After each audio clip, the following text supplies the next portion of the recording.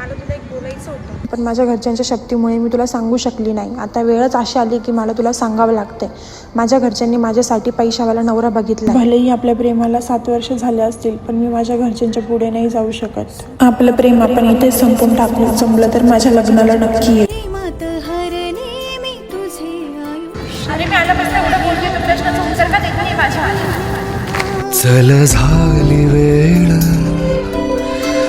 आटपून खेळ.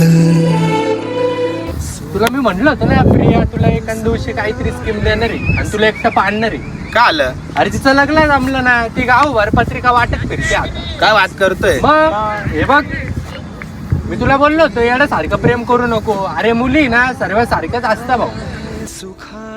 तुम्ही प्रेम करताना जर तुम्ही तुमच्या आई बापांचा विचार करत नाही, मग लग्न करताना का बरं तुमच्या आई बापांचा विचार करता?